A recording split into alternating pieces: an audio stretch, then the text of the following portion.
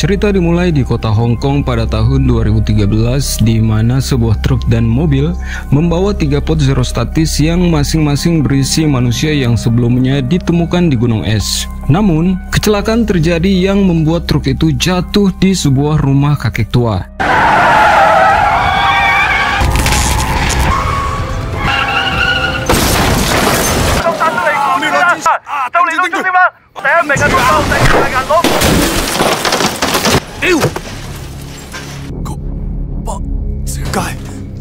Akibat kecelakaan itu, salah seorang dari dalam ketiga pot itu berhasil terbebas dan sosok tersebut tampak seperti seorang prajurit dari masa Tiongkok kuno bernama He Ying.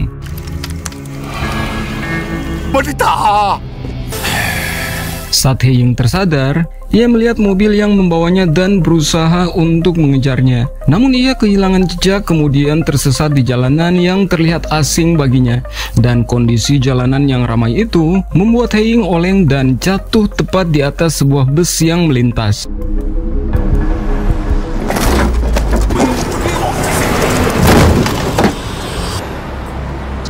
Lalu, kenapa sih He Ying terlihat asing dengan perkotaan Hong Kong? Mari kita melihat ke tahun 1621 atau tepatnya tahun pertama kerajaan Tian Qi.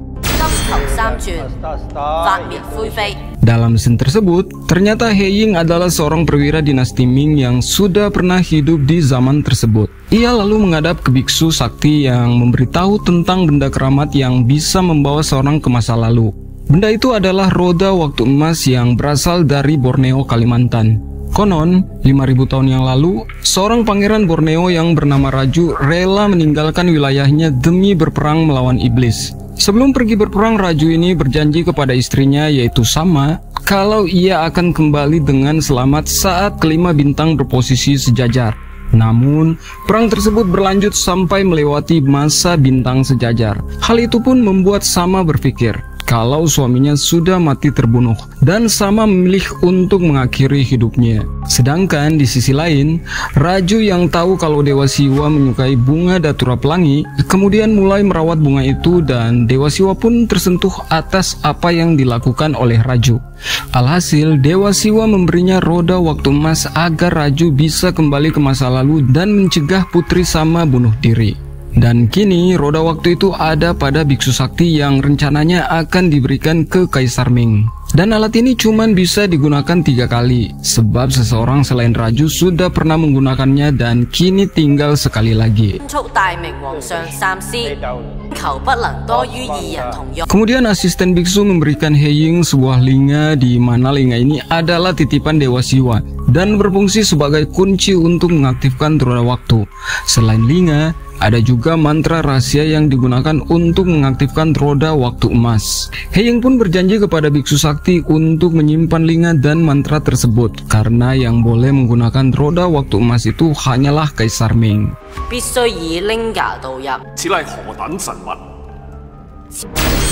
Kita kemudian kembali lagi ke Hong Kong masa kini. Terlihat Sao yang juga terlepas dari pot dan dia bertemu dengan salah seorang pencuri besi jalanan yang memberinya makanan. Akan tetapi, ketika Sao lagi asiknya menikmati makanannya, salah satu teman pencuri itu ketahuan dan dikejar oleh polisi. Dan karena kerusuhan itu, makanan Sao jadi jatuh dan membuatnya marah. Alhasil, Sao pun mengajar para polisi itu.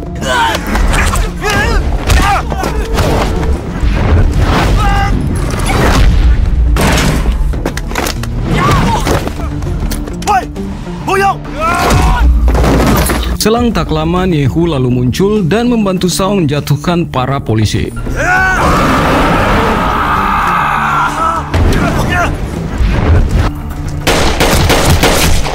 Oke teman-teman, jadi Sao dan Niehu ini juga sama seperti He Ying yang keluar dari pot waktu jatuh di rumah si kakek di awal film tadi.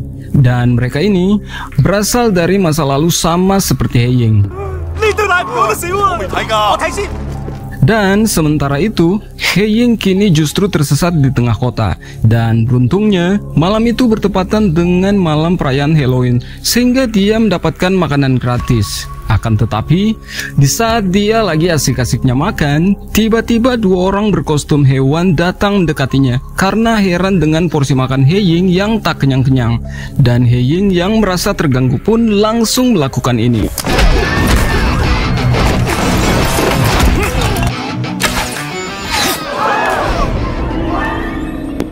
Hingga tak lama kemudian, salah seorang wanita yang sedang mabuk melihat kejadian itu dan merasa kagum pada He Ying.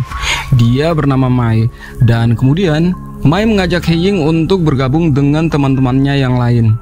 Disitulah He Ying baru sadar kalau saat ini tahun 2013 dan dia sudah tertidur selama 400 tahun.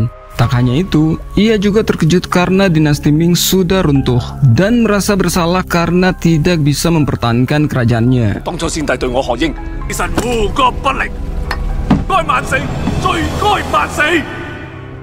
Di pagi harinya saat Mai dan teman-teman lainnya sudah tersadar dari mabuknya, mereka terheran-heran melihat kelakuan Ying. Ditambah lagi, He Ying juga menyerang salah satu teman Mai bernama Slender yang diduga mirip dengan pengkhianat kerajaan di masa lalu.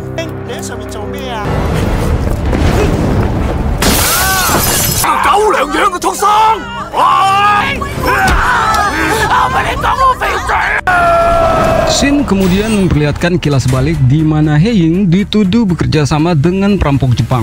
Ia juga dituduh telah membunuh 76 orang di Kementerian Hukum.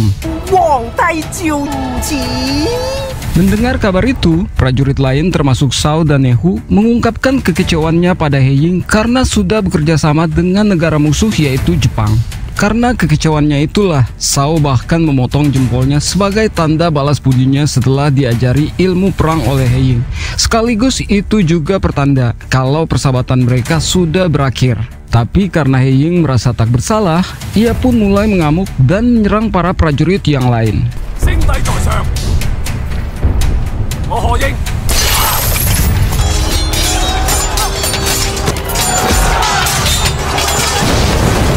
Di tengah pertempuran itu, longsor es terjadi hingga menimbun beberapa prajurit.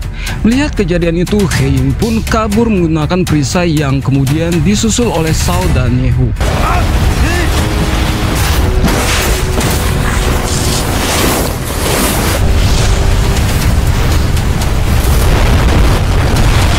Setelah kejadian itulah, ketiganya terkubur di salju dan membeku sampai akhirnya kembali terbangun di masa kini.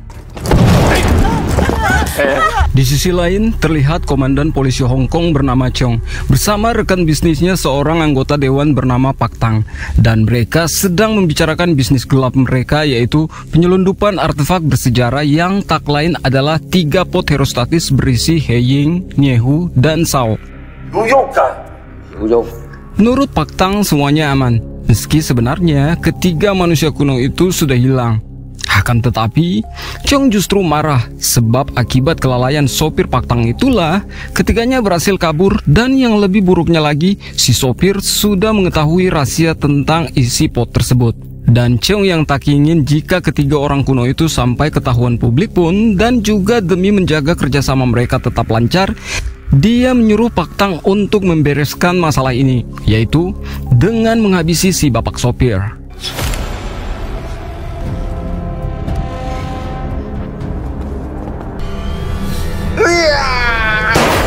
Loh.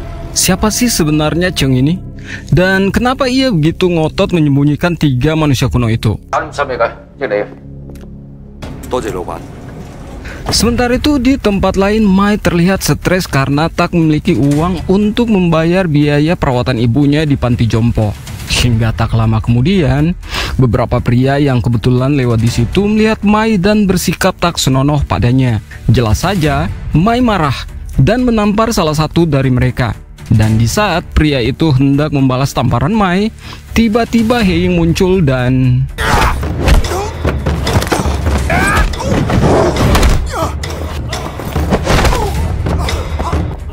Akan tetapi karena kerusuhan itu, bos Mai pun datang dan memarahi Mai karena sudah membuat keributan di tempat usahanya. Si bos juga meminta ganti rugi atas apa yang baru saja terjadi. Lalu dengan entengnya, He Ying pun membayar kerugian itu dengan yuan bao emas kuno miliknya. Tak hanya itu, He Ying juga pergi ke toko emas untuk menjual yuan bau emas kuno lainnya agar Mai bisa menebus tunggakan panti jompo ibunya. Dan jelas saja Mai pun terkejut setelah tahu kalau Ying memiliki banyak emas. Bahkan si pemilik toko juga mengatakan kalau kalung liontin yang dipakai Ying berharga sangat mahal. Dan singkat cerita, kini Mai mengizinkan Ying untuk tinggal di apartemennya. Mai juga membantunya untuk mencari informasi tentang roda waktu emas lewat internet. Akan tetapi, itu tak tertulis dalam sejarah, melainkan hanyalah nama Ying yang tercatat sebagai pengkhianat kerajaan Ming pada masa itu. Jelas saja, Ying yang mengetahui kalau namanya tercatat sebagai pengkhianat dalam sejarah tak terima itu, dan dia bertekad untuk merubah sejarah dengan mencari tahu di mana letak roda waktu emas itu.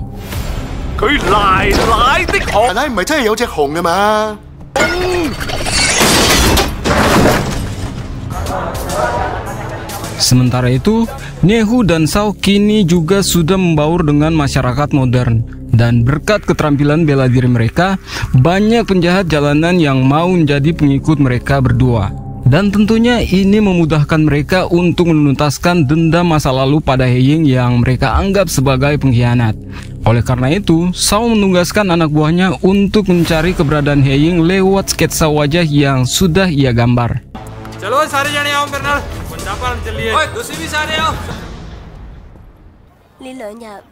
Di sisi lain, Mai membawa Ying berkunjung ke panti jompo tempat di mana ibunya berada. Melihat keadaan ibu Mai yang lumpuh juga tak bisa berbicara dan hanya duduk di kursi roda, membuat Ying seketika teringat dengan ibunya. Dan di saat Mai sedang pergi sebentar, maka inilah yang dilakukan Ying.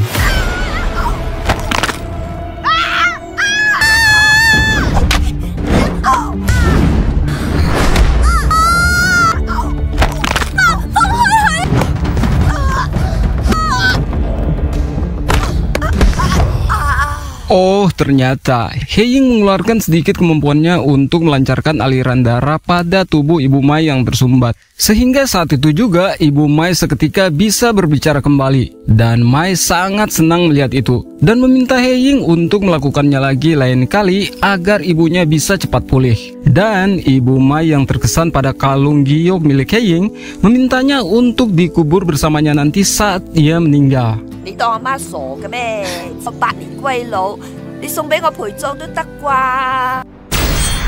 Kita kemudian beralih ke Chong yang saat ini menemui si kakek tua yang kita lihat di awal film tadi saat rumahnya tertimpa mobil jatuh. Dan maksud Chong mengundang si kakek tak lain adalah untuk memintanya agar tak membocorkan tentang kejadian yang sudah si kakek lihat malam itu. Dan juga Chong menyogok si kakek dengan segepok cuan agar segera menelponnya jika sewaktu-waktu Ying kembali datang ke rumah si kakek untuk mencari sesuatu. Kita kembali lagi ke Ying. Saat itu, dia kembali teringat tentang perkataan biksu sakti yang ternyata sudah meramalkan nasib kehidupan Ying. Si biksu mengungkapkan kalau Ying akan mengalami kematian, lalu hidup kembali. Biksu sakti juga memberinya 7 bibit bunga datura pelangi yang dipercaya bisa memberikan keajaiban untuk Ying. Setelah mengingat itu, Ying pun lalu menanam bibit tersebut.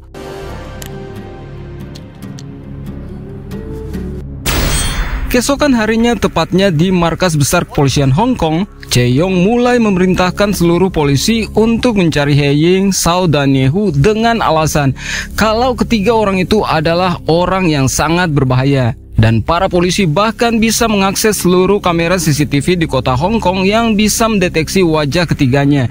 Jadi keberadaan ketiganya selalu bisa diawasi oleh CCTV tersebut.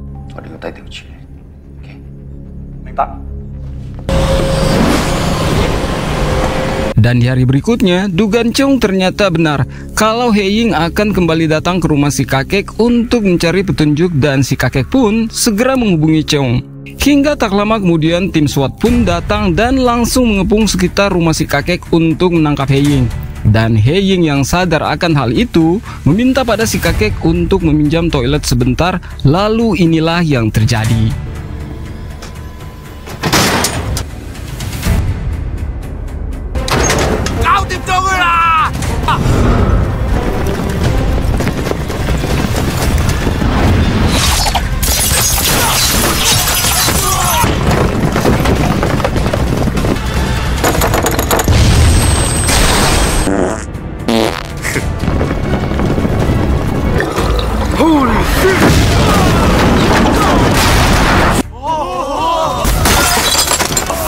Ya, mereka semua berhasil dikelabui oleh He Ying yang membuat jebakan Batman, sehingga toilet itu meledak karena tak mampu menampung kotoran He Ying. Alhasil, He Ying pun berhasil kabur dengan memanjat tebing, dan di saat itu pula ia masih sempat melihat salah satu dari anggota polisi itu adalah orang yang sempat ia kejar di awal film. Dan He Ying masih ingat persis plat mobil polisi itu. Hingga sesampainya di apartemen, He Ying lalu mencari tahu siapa pemilik mobil itu, yang ternyata adalah si bapak anggota DPR, yaitu Pak Tang. Namun, ketika ia ingin menunjukkan penemuannya itu pada Mai, ia melihat Mai sedang menangis karena baru saja mendapat kabar dari panti kalau ibunya telah meninggal.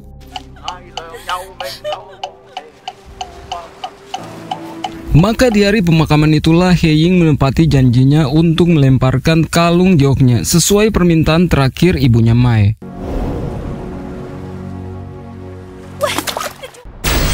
Dan di hari berikutnya, He Ying mulai mencari keberadaan si bapak anggota DPR yang saat itu sedang berpura-pura mengeluarkan unek-uneknya sok bela kepentingan rakyat di depan dewan legislatif lainnya.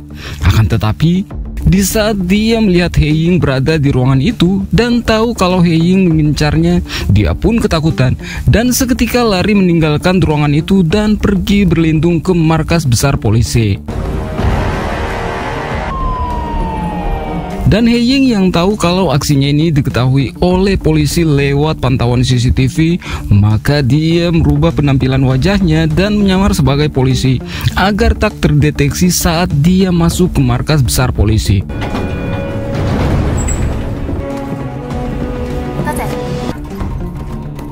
Dan setelah berhasil masuk ke ruangan Komandan Chong, tempat disembunyikannya Pak Tang, dan ingin menanyakan soal roda waktu emas dan juga siapa yang telah membawa dirinya, Niehu dan juga Sao ke Hong Kong, si Pak Tang ini justru malah pura-pura kesurupan King Kong, sehingga He Ying yang kesal pun memberinya pelajaran agar dia mau mengaku.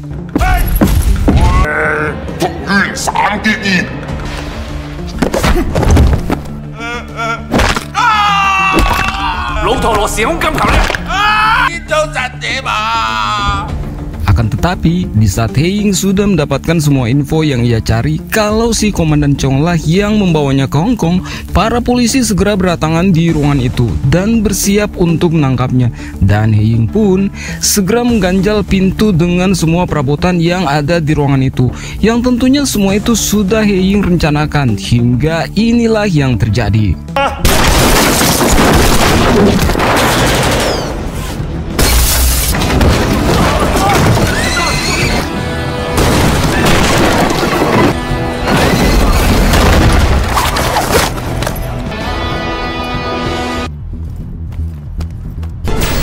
Sementara itu, Niehu dan Sao bersama para anak buahnya juga masih terus mencari keberadaan He Ying. Dan malam itu mereka memasuki sebuah klub malam yang kebetulan Mai bersama teman-temannya juga sedang berada di sana. Di situ Sao lalu menunjukkan gambar He Ying dan akan memberikan $10 Hong Kong bagi siapa saja yang mau memberitahu keberadaan He Ying. Yang jelas saja, hal ini pun membuat Mai curiga kalau mereka ini adalah orang jahat. Sehingga Mai tak mau mengaku, walaupun beberapa kali teman-temannya mengatakan kalau gambar itu sama persis dengan He Ying. Hingga tak lama kemudian, ponsel Mai berdering dan itu telepon dari He Ying, yang sontak saja Sao yang melihat gambar di HP itu adalah He Ying lalu memaksa Mai untuk mengakui itu. Akan tetapi Mai tetap tak mau mengaku dan malah memecahkan botol dan mengancam Sao sehingga membuat Sao marah dan...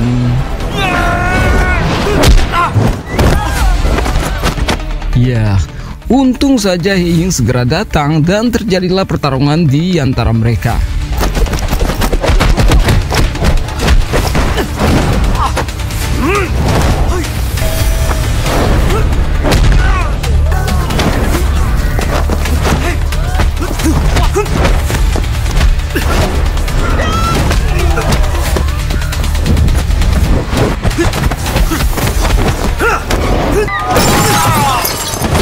Di pertarungan ini, He Ying tak begitu memberi perlawanan serius pada Sao karena menganggap kalau Sao masih sahabatnya. Dan juga Sao hanya terhasut oleh berita pengkhianatan He Ying yang tak benar di masa lalu. Namun, di saat Heying memutuskan untuk menghindar dan membawa Mai kabur dari tempat itu, tiba-tiba saja Nehu datang dan melepaskan tembakan ke arah mereka. Beruntung, tak ada satupun peluru yang mengenai mereka.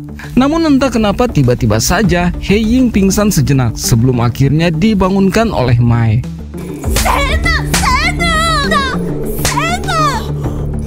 Setelah sadar, ia lalu kembali membawa Mai kabur dan melompat melalui jendela. Namun karena gedungnya cukup tinggi, lagi-lagi Heying kembali tak sadarkan diri setelah jatuh dari atas. Akhirnya, Mai pun terpaksa pergi mencari sesuatu untuk membawa Heying kabur dari tempat itu. Akan tetapi bersamaan dengan itu pula, Nehu muncul dan akan menembak Heying. Untung saja, Mai segera datang dengan membawa sebuah motor lalu menabrak Heying hingga pingsan. Lalu segera membawa Heying ke rumah sakit.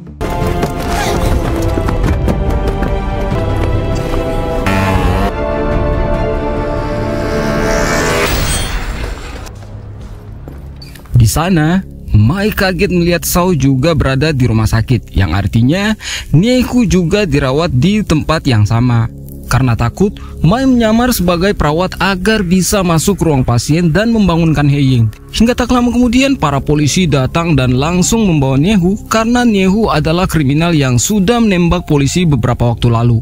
Akan tetapi, Sao yang melihat itu jelas tak tinggal diam. Dia kemudian mengajar semua polisi itu lalu membangunkan Nehu dari pingsannya. Sementara itu, Heying akhirnya sadar setelah Mai memberinya suntikan adrenalin. Begitu bangun, ia terkejut mendengar dari Mai kalau linganya disita polisi.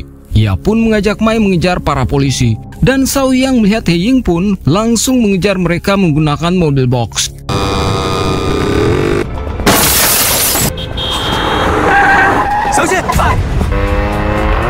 Saat di perjalanan, terlihat polisi melemparkan linga milik Heying pada tangan kanan Cheng yang ditugaskan untuk mengambilnya, sehingga Heying beralih target dan langsung mengejarnya. Dan ketika sesampainya di jembatan Singma, si tangan kanan yang tahu kalau dia sedang dikejar oleh Heying, maka dia menembak ban salah satu mobil di sekitarnya, sehingga menyebabkan kecelakaan beruntun di jembatan itu dan menyebabkan kemacetan.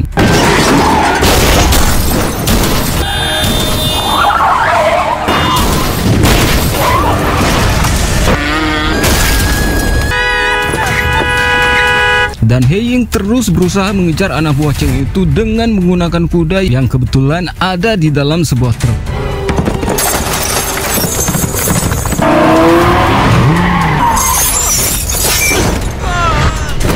Dan ketika Heying berhasil menyeret anak buah Cheng itu dengan rantai, Sao dan Nehu yang juga sudah sampai di lokasi itu menemukan mobil yang membawa barang sitaan mereka. Barang itu tentunya sangat berarti untuk keduanya, karena itu senjata mereka masing-masing. Nehu dengan kapak besarnya, sedang Sao menggunakan perisai dan pedangnya, sehingga pertarungan di antara ketiga sahabat ini pun kembali terjadi.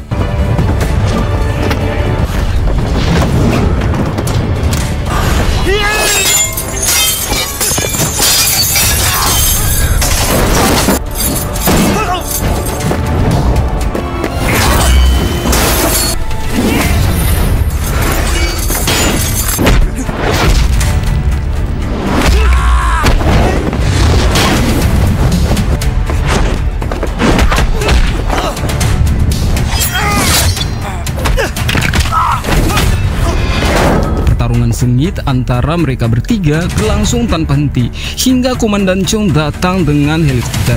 Dari atas, dia segera membidik Heying dengan senapan bius dan berhasil mengenainya di bagian lengan. Namun, Heying dengan cepat mencabut peluru bius itu lalu melemparkannya ke arah Nehu dan tepat mengenai lehernya, sehingga membuat Nehu mabok muter-muter kehilangan keseimbangan.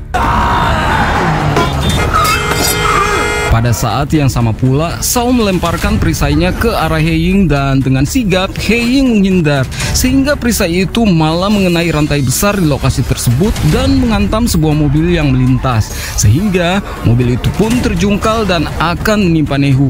Untung saja Heying berhasil menyelamatkannya.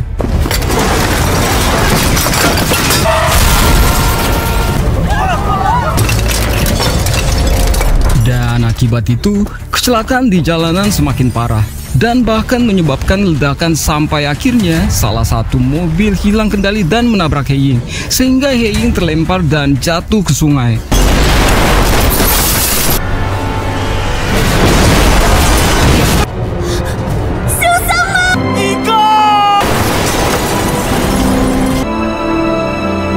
Meskipun sebelumnya Shao sangat benci dan memburu He Ying habis-habisan, tapi ia kembali diingatkan dengan kenangan persahabatan mereka sedari kecil. Jadi, Shao pun nekat lompat ke sungai untuk menolong He Ying.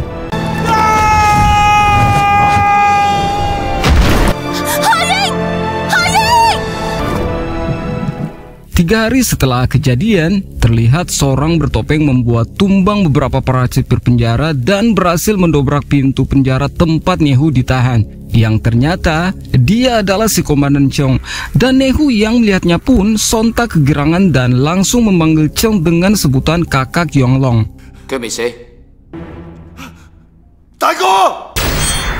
Nah, di sini kita kembali diperlihatkan masa lalu saat Komandan Chong alias Yuanlong, He Ying, Nehu, dan juga Shao yang berteman akrab sejak kecil hingga dewasa. Akan tetapi, Chong dengan sengaja menyebak He Ying agar orang-orang mengira kalau He Ying bersekongkol dengan perampok Jepang yang entah apa maksud dan tujuan Yuanlong atau si Chong ini melakukan itu.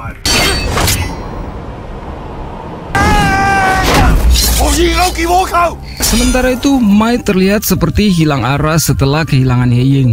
Mungkin saja karena ia mulai jatuh hati pada He Ying. Ia lalu mencoba menenggelamkan diri ke sungai tempat di mana He Ying tenggelam. Dan kemudian, film pun bersambung. Terima kasih buat teman-teman yang sudah menonton sampai akhir. Jangan lupa subscribe, like, dan juga komen. Dan nantikan lanjutan ceritanya di seri kedua yang akan Mimin bahas pada video berikutnya. Terima kasih.